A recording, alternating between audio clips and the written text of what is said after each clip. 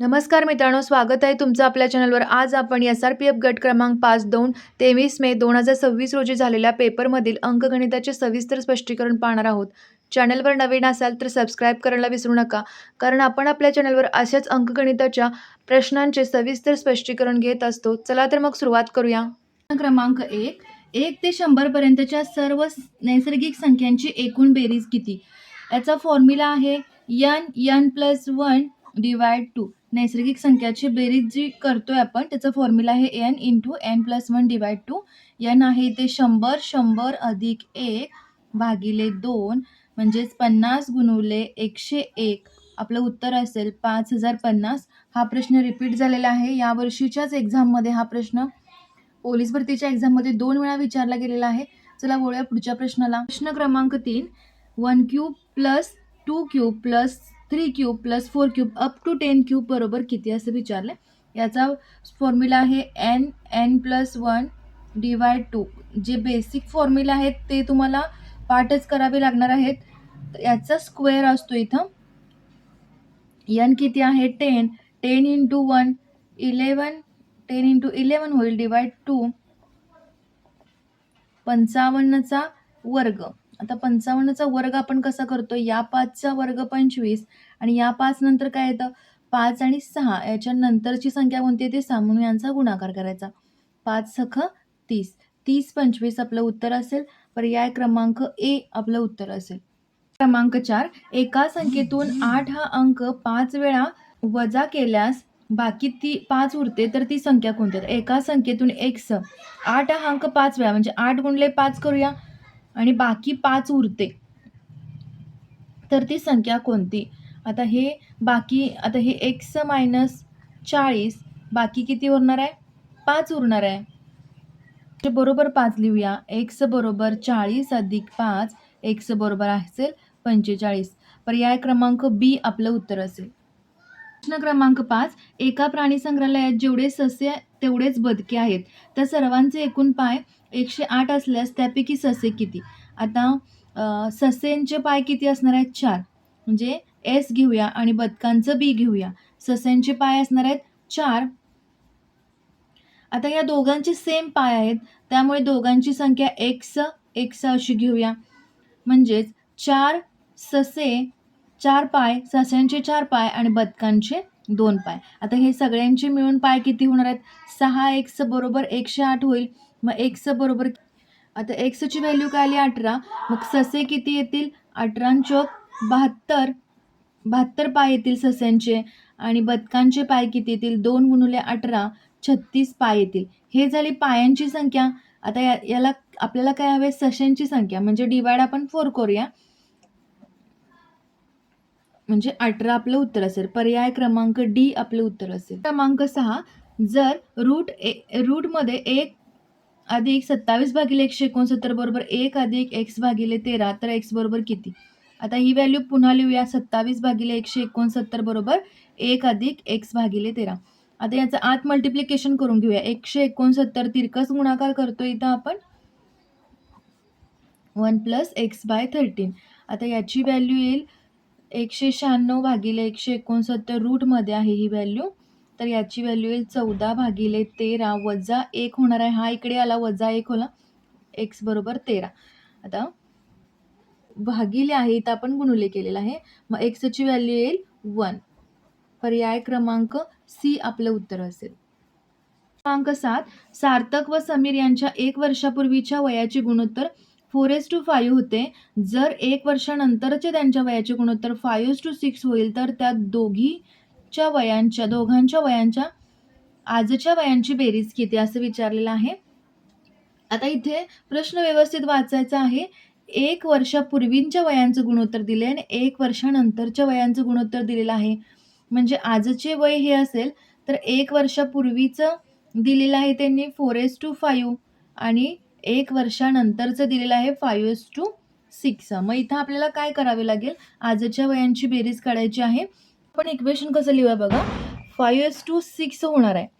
किती सुरुवातीला असणार आहे 4x. आता हे 1 वर्ष आणि हे 1 वर्ष म्हणजे +2 करूया आणि काय असणार आहे 5x + 2. आता यांचा तिरकस गुणाकार करायचा आहे. 24x अधिक 12 25x अधिक 10.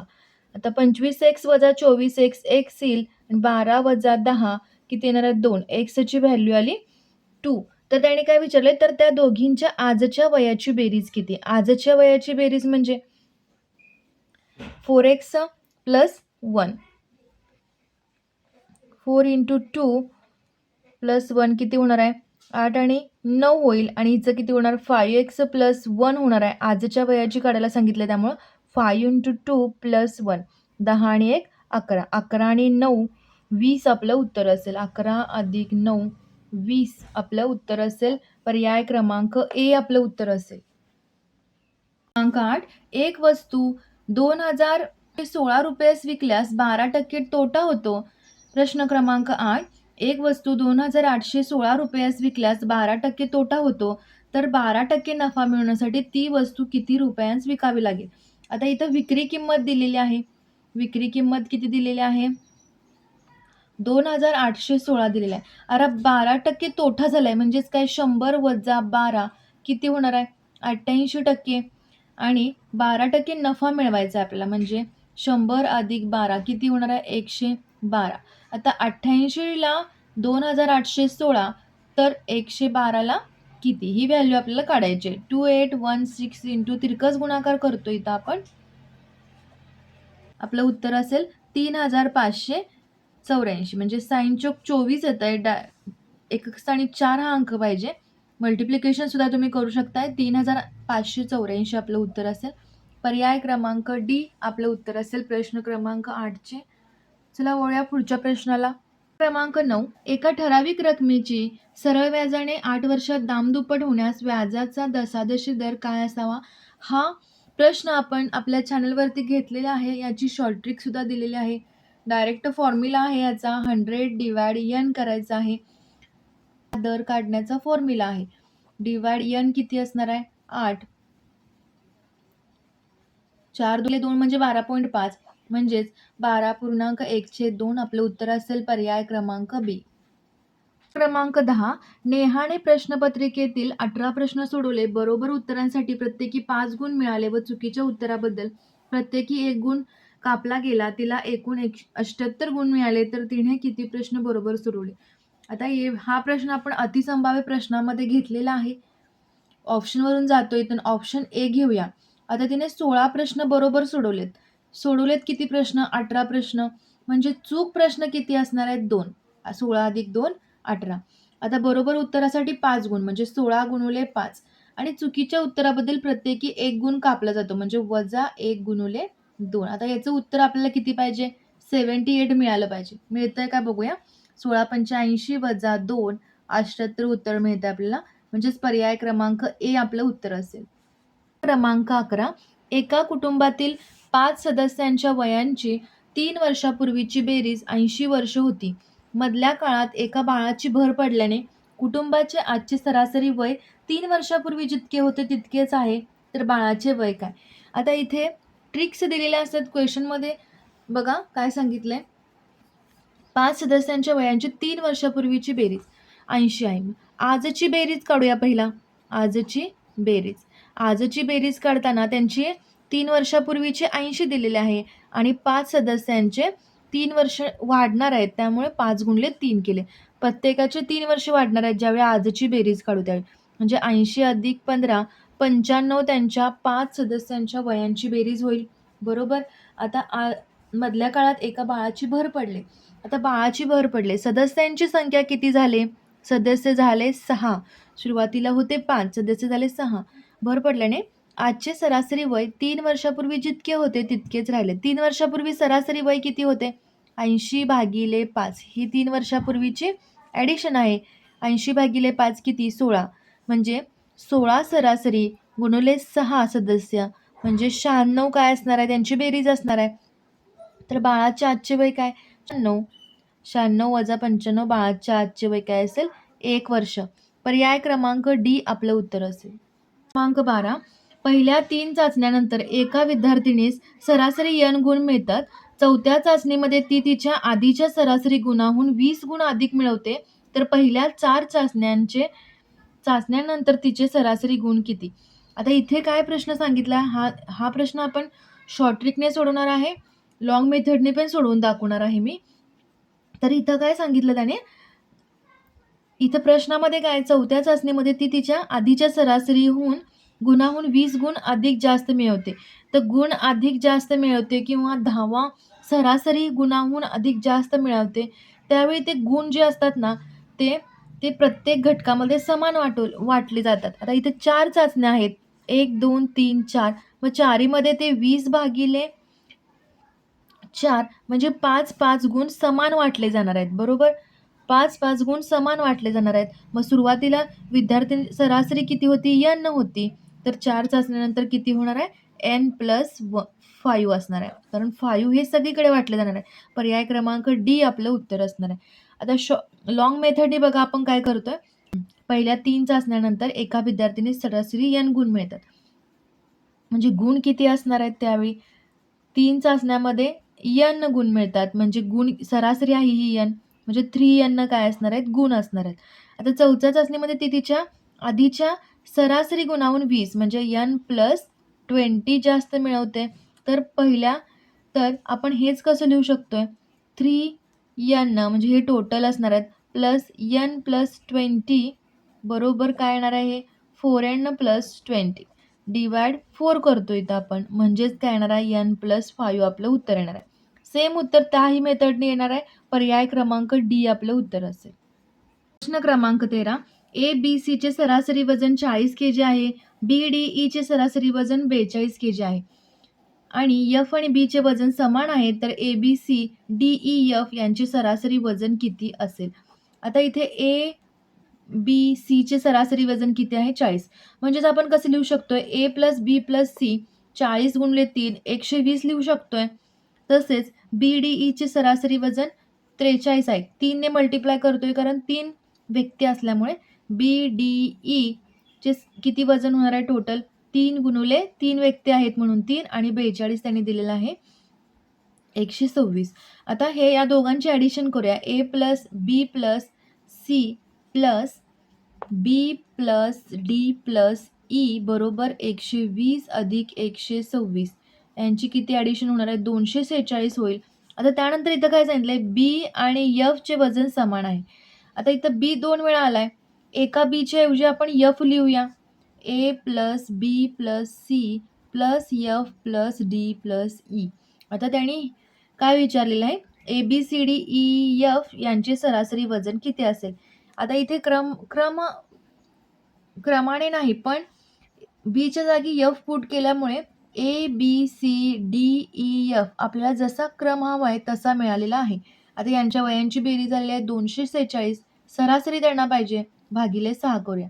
6 चोक 24, 6 एके 6, 41 आपलं उत्तर असेल. पर्याय क्रमांक सी आपलं उत्तर असेल. क्रमांक 14. x अधिक 1/x बरोबर 15 तर x² प्लस 1/x² बरोबर किती? आता वर्ग करूया इथं आपण दोन्ही साईडचा. वर्ग करतोय आपण इथे दोन्ही साईडचा. सेम लिहून घेतलेला आहे. x² होईल प्लस 2 × AB फॉर्म्युला असतोय. A+B² फॉर्म्युला इथं यूज करणार आहे आपण. A² plus 2AB plus B². आता A² म्हणजे xचा स्क्वेअर, 2AB म्हणजे 2 × x × 1/x प्लस 1/x² बरोबर 225.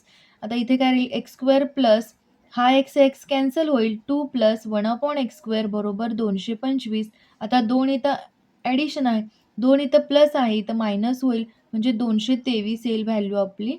1/x² प्लस 1/x² ची व्हॅल्यू येईल 223. पर्याय क्रमांक बी आपलं उत्तर असेल. प्रश्न क्रमांक 15. दोन संख्यांचा मसावी आणि लसावी अनुक्रमे 6 व 72 आहे. तर दोन संख्यांचे गुणोत्तर 3:4 आहे. तर त्या दोन संख्यांमधील लहान संख्या कोणती? आता हा जो क्वेश्चन आहे तो रिपीट झालेला आहे. फॉर्म्युला आहे बघा, दोन संख्यांचा गुणाकार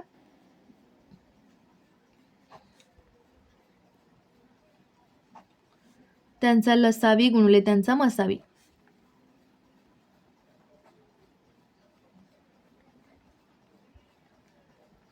आता इथं मसावी दिलेला आहे 6, लसावी दिलेला आहे 72. दोन संख्यांचे गुणोत्तर दिलेले आहे 3x × 4x. x² बरोबर 6 गुणिले 72 भागिले 4 गुणिले 3.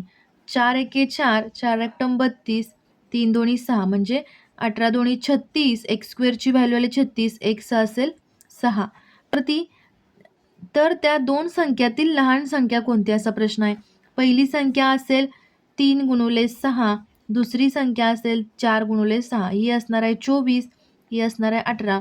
तर त्यामधील लहान संख्या कोणती असणार आहे 18. पर्याय क्रमांक सी आपलं उत्तर असेल. क्रमांक 16 एका चौरसीकृती बागेचे क्षेत्रफळ 4096 चौरस मीटर आहे तर त्या बागेची परिमिती किती. आता चौरसाच्या क्षेत्रफळाचा फॉर्म्युला माहिती आहे आपल्याला. चौरसाचे क्षेत्रफळ बाजूचा वर्ग हा फॉर्म्युला आहे. बाजू किती आहे दिलेला आहे त्याने बाजू आपल्याला काढायचा आहे. 4096 बाजूचा वर्ग. दोन्ही साईडचं वर्गमूळ घेऊया. आपण वर्गमूळ घेणार आहे. वर्गमूळ कसं घेतोय आपण आता आपल्याला हा वर्ग कशाचा आहे ते पाहावं लागेल. 4096चं वर्गमूळ कसं काढतोय आपण बघा. कशाचा वर्ग आहे कसा शोधतोय तर एक 6 आहे तर म्हणजे हा एकतर 2 गट करायचे यामध्ये. तर हा तर एकतर 4चा वर्ग असणार आहे किंवा 4 चौक 16, 6 36 म्हणजे एकतर 4 येणार आहे एका स्थानाला किंवा 6 येणार आहे हे फिक्स आहे. आता 40च्या आधी कोणती पूर्ण वर्ग संख्या आहे. 6चा वर्ग आहे 36 आणि ही 40च्या आधी पूर्ण वर्ग संख्या आहे. 6 फिक्स असेल. आता 6 नंतर दुसरी कोणती संख्या असणार आहे आणि त्या संख्येचा हा वर्ग असणार आहे. तर 6 नंतर इथं कोणती संख्या असणार आहे. एक तर 4 असणार आहे किंवा 6 असणार आहे. तर इथे आपण काय करतोय बघा. 6 गुणिले 7 किती येणार आहे. 6 7 42. आता हा 42 नंबर जो आहे तो 40 पेक्षा मोठा आहे त्यामुळे 4 आपलं इथं उत्तर असणार. जर हा नंबर जो नंबर येतो यांचं मल्टिप्लिकेशन करून तो जर छोटा असता 40 पेक्षा तर हा नंबर आला असता. आता इथं हा नंबर लहान आहे 40 42 पेक्षा म्हणून 4 इथं घेतो आपण. म्हणजे बाजू आली 64. आता आपल्याला चौरसाची परिमिती फाइंड करायची आहे. चौरसाची परिमिती 4 गुणिले बाजू म्हणजे 4 गुणिले 64 256 मीटर आपलं उत्तर असेल. पर्याय क्रमांक डी आपलं उत्तर असेल. क्रमांक 17 एका सभेत 25 पाहुणे आले होते. जर त्यापैकी प्रत्येक पाहुण्याने इतर प्रत्येक पाहुण्यांशी एकदाच हस्तांदोलन केले तर एकूण किती हस्तांदोलन होतील. सिंपल फॉर्म्युला आहे. हस्तांदोलनाचे क्वेश्चन आपले भरपूर झालेले आहेत. n(n-1) डिवाइड 2 हा फॉर्म्युला आहे. n आहे 25, n-1 24 भागिले 2 12. 25 गुणिले 12 300 आपलं उत्तर असेल. पर्याय क्रमांक बी आपलं उत्तर असेल. क्रमांक 18 61 गुणिले 31 अधिक 31 बरोबर किती. आता हे 61 गुणिले 31 अधिक 31 कॉमन काढूया. आत काय राहणार आहे कंसामध्ये 61 अधिक 1 म्हणजेच काय 31 गुणिले 62. पर्याय क्रमांक ए आपलं उत्तर असेल. 62 गुणिले 31. प्रश्न क्रमांक 19 8 बाजू असलेल्या एका बहुभुजाकृतीच्या सर्व अंतर्कोनाची बेरीज किती. आता डायरेक्ट फॉर्म्युला आहे याच्या बहुभुजाकृतीच्या सर्व अंतर्कोनाची बेरीज काढण्याचा. n-2 into 180 degree. n इथं आहे 8, 8 वजा 2 गुणिले 180, 6 गुणिले 180 080 म्हणजेच पर्याय क्रमांक बी आपलं उत्तर असेल. क्रमांक 20 ट्रायंगल ABCच्या बाजू 5 सेमी 12 सेमी 13 सेमी आहेत तर त्रिकोणाच्या परिवर्तुळाची त्रिज्या किती. आता आपल्याला ही मापे बघून आपल्याला काय वाटतं की हा पायथागोरस प्रमेयनुसार बघा हा काटकोन त्रिकोण आहे. म्हणजेच 5 12 13 म्हणजेच 13चा वर्ग बरोबर 5चा वर्ग अधिक 12चा वर्ग होतोय. किती होणार आहे 25 अधिक 144 169 म्हणजेच हा काय काटकोन त्रिकोण आहे बरोबर. हा 13चा वर्ग बरोबर होतं. ही दोन्ही इक्वल साइड होतात म्हणजे हा काटकोन त्रिकोण आहे. तर यामध्ये काय सांगितलं या त्रिकोणाच्या परिवर्तुळाची त्रिज्या किती. आता परिवर्तुळाच्या काटकोन त्रिकोणाच्या परिवर्तुळाची जी त्रिज्या असते ती काय असते कर्ण भागिले म्हणजे कर्ण किती आहे 13, 13 भागिले 2 बेसक 12 बेपंचे 10, 6.5 सेमी आपलं उत्तर असेल. पर्याय क्रमांक डी आपलं उत्तर असेल. क्रमांक 23, एक संख्या शेकडा 50 ने वाढवल्यास 50 होते तर ती संख्या कोणती? आता एक संख्या घेऊया x, तर ती शेकडा 50 ने वाढवायची आहे. म्हणजे 50 शेकडा म्हणजे 50%, 50% xच्या, तर ती 50 होते तर ती संख्या कोणती असं विचारलंय. 50 2 होईल, 1/2 येईल याचं, प्लस x/2 बरोबर 50, याचा तिरकस गुणाकार 2x plus x 3x divide 2 होईल बरोबर 50. म्हणजेच 50 गुणिले 2 भागिले 3, 100 भागिले 3, 3 त्रिक 9, 3 त्रिक 9, 1/3, 33 1/3, 33.1/3. पर्याय क्रमांक ए आपलं उत्तर असेल. प्रश्न क्रमांक 24, न टाकीवरचा फॉर्म नेहमीचाच क्वेश्चन आहे बघा हा. अ आणि ब या दोन्ही नळाने एक टाकी अनुक्रमे 12 तासात 24 तासात भरते. जर दोन्ही नळ एकाच वेळी चालू केल्यास ती रिकामी टाकी करण्यास किती वेळ लागेल? आता 12 तासात ए या नळाने, बी या नळाने 24 तासात भरते. 12 गुणिले 24 भागिले 12 अधिक 24 किती येणार आहे? 12 गुणिले 24, 12 त्रिक 36, 8 तास आपलं उत्तर असेल. पर्याय क्रमांक डी आपलं उत्तर असेल. जर 6 कागदी पुट्ट्यांचे वजन 45 ग्रॅम असेल तर 1500 ग्रॅम वजनाच्या त्याच प्रकारच्या कागदापासून किती कागदी पुट्टे बनवता येतील? आता 6 कागदी पुट्ट्यांचे वजन 45 ग्रॅम, तर 1500 ग्रॅम किती कागदी पुट्टे बनवता येतील? तिरकस गुणाकार करूया. 1500 गुणिले 6 भागिले 45, 15 एके 15, 0 15 त्रिक 75, 3 दोन्ही 6, 200 पुट्टे बनवता येतील. पर्याय क्रमांक सी आपलं उत्तर असेल. क्रमांक 43, सकाळी 9:15 सुटलेली गाडी ताशी 65 किलोमीटर वेगाने 793 किलोमीटर अंतरावरील शहरात किती वाजता पोहोचेल? इथं अंतर दिलेलं आहे. अंतर भागिले वेग करूया, म्हणजे वेळ निघेल आपल्याला. अंतर आहे 793 किलोमीटर, एकक समान दिलेले आहेत, कन्व्हर्जनची गरज नाही. आणि वेग दिलेला आहे 65 किलोमीटर पर आवर. 13 पंचे 65, 13 13 78, 13 एके 13, 61 भागिले 5, 5 एके 5, 5 दोन्ही 10, 12.2 म्हणजे 12 तास. 12 तास आणि हे आता 0.2चे आपल्याला कन्व्हर्जन कसे करायचे? 12 तास पूर्ण होणार आहेत आणि 0.2चे कन्व्हर्जन आपल्याला तासात करताना आपण 60 ने मल्टिप्लाय करतोय, म्हणजे 12 मिनिटे याचं आन्सर होईल. 12 तास 12 मिनिटे. तर सकाळी 9 वाजता म्हणजेच काय होणार आहे? रात्री 9 वाजता होणार 12 तासांनी. 9 वाजता अधिक ते 15 मिनिट आणि हे 12 मिनिट म्हणजे 27 मिनिट, म्हणजे रात्री 9:27 आपलं उत्तर असेल. 27 मिनिट. पर्याय क्रमांक डी आपलं उत्तर असेल. 45, एका परीक्षेत विनयला अनिकेतचे दुप्पट गुण मिळाले, पारसला संजयच्या निम्मे गुण मिळाले, संजयला विनयच्या निम्मे गुण मिळाले, तर पारसला अनिकेतच्या किती पट गुण मिळाले?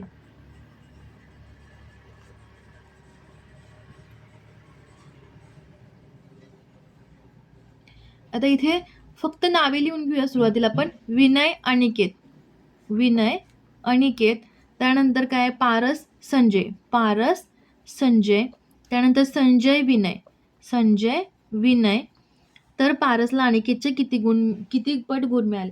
आपण विनयला काय करूया? विनयला 100 मिळाले असं पकडूया. आता एका परीक्षेत विनयला अनिकेतच्या दुप्पट, आता विनयला आपण 100 मानलेला आहे बरोबर. तर अनिकेतच्या दुप्पट म्हणजे अनिकेतला 50 असतील, तर विनयला अनिकेतच्या दुप्पट आहे. पारसला अनिकेत अजून कुठे नाही आहे. त्यानंतर पारसला संजयच्या निम्मे गुण मिळाले, पारसला संजयच्या निम्मे गुण मिळाले. आपल्याकडे पारस आहे का? नाही. संजय आहे का? नाही. संजयला विनयच्या निम्मे गुण मिळाले, संजयला विनयच्या निम्मे म्हणजे 50, इथं पण 50 होणार. आणि पारसला संजयच्या निम्मे गुण मिळाले म्हणजे पारसला 25 गुण मिळतील. तर पारसला अनिकेतच्या किती पट गुण मिळाले? पारसचे गुण आहेत 25, अनिकेतचे गुण आहेत 50, म्हणजे दुप्पट गुण मिळालेले आहेत. पारसला अनिकेतच्या दुप्पट गुण मिळालेले आहेत. पर्याय क्रमांक डी आपलं उत्तर असेल. क्रमांक 48, खालील प्रश्नात दिलेल्या विशिष्ट गटातील शब्दांचा योग्य क्रम लावल्यास मधोमध कोणता क्रम येईल? आता इथे काय सांगितलं? Decametre, decimetre, hectometre metre, kilometre. इथे क्रम कसा आहे बघा, डेसिमीटर, त्यानंतर मीटर, त्यानंतर डेकामीटर, चढता क्रम लावतोय आपण इथं हेक्टोमीटर आणि त्यानंतर हेक्टोमीटर नंतर किलोमीटर. मधोमध कोणता येणार आहे, डेकामीटर. त्यामुळे आपलं उत्तर असेल पर्याय क्रमांक डी. व्हिडिओ आवडल्यास लाईक करा, तसेच तुमच्या भरती करणाऱ्या मित्रांसोबतही शेअर करा. भेटूया पुढच्या भागात अशा चॅलेंजिंग प्रश्नांसोबत. अभ्यास करत राहा, सराव करत राहा. थँक्यू.